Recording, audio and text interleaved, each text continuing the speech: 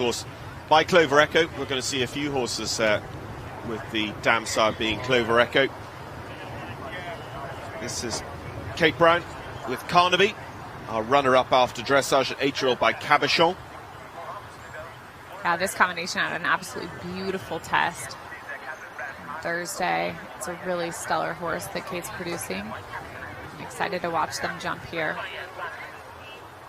This horse bred at the Schockemoeller stud in Germany by Cabochon out of a Clinton mare, so bred in the purple in those Warm Blood stud book lines.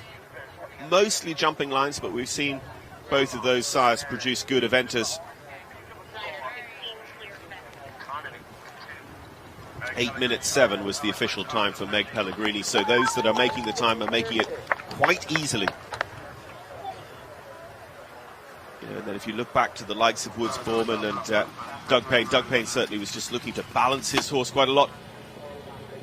Do you know what? When that camera changed, I did not expect her to be plumb center. She looked like the horse was up the right-hand side aiming for the red flag. Yeah, but Sharon, you know, everyone's getting a little bit close to that last element there by getting it done, and that's why you see that brush that brushes away. If you can get the horse within the flags, they can brush through those fences. There's nothing wrong with doing that. So Kate Brown and Carnaby over the Paul Bunyan tables at the top of the first rise after the start.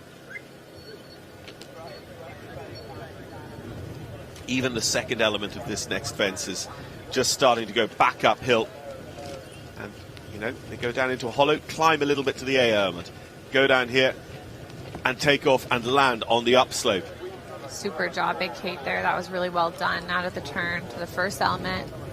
And then I think that gets you a good shot in and has a good way over that second element. You see, she's not wasting a lot of time up in her tack as they gallop away. And this horse looks very keen to do his job today.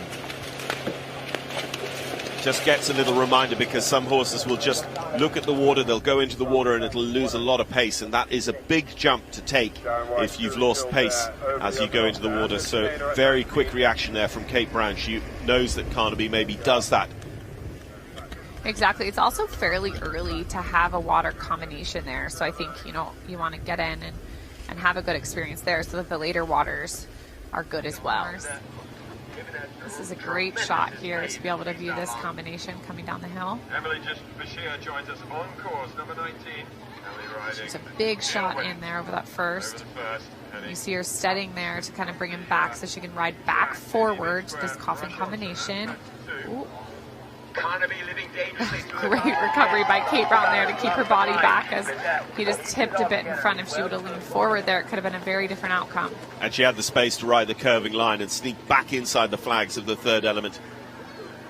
Yeah, that was super well done by her. Yeah, it was nice to see her jump that next accuracy question so well. You can see the iPad on the tripod just behind. That is actually looking at the line to ensure that the riders stay inside the flags, because there's a penalty if they don't. Look at that, just left the hind leg on the first element. So that's what ended up with the sticky jump over the ditch. And so good of this horse to just react and say, okay, I'm just looking for my next instruction.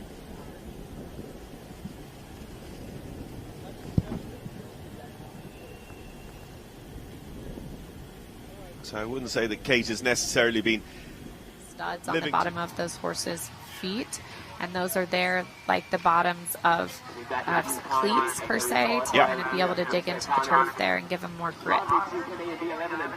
And they're all adjustable. I mean, it's just like, you know, in Formula One racing, where they try and think about what tyre is the right one. There is just such a wide range of studs and points and wedges and of different sizes. Day one that held on right throughout every challenger on day two. Kate Brown, the current second place in the competition, sets up for the Maryland Crab Water. Perfectly timed. It's not always you get first and second on at one time, and it looks like maybe you have a little bit of trouble here. Unfortunately for Emily, she represents to those angled brushes. So that's the 4-star trailers double brushes at 10A. It's our second problem of the day at 10A, and unfortunately Emily Bashir picks up those 20 penalties there. I'm not exactly sure what happened with Kate there. We'll have to wait and see, because She's going to retire. Yes, indeed, we do now have that officially. Catherine Brown Still all recorded clear as she comes to the Camden Yard. She jumps the straight route here and heads towards home. Yeah, and her horse looks full of run, so we'll wait to see her confirmed. Oh, just a little bit over so far. We didn't get to see her finish, but Shannon Lilly did finish inside the time. 36.0 is her score. She stays on her dressage score.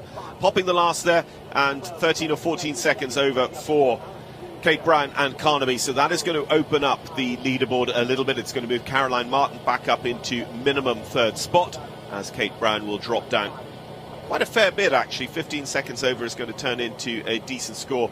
And we do now have in the official report from the water, and it's all green up there, all clear. Good for her.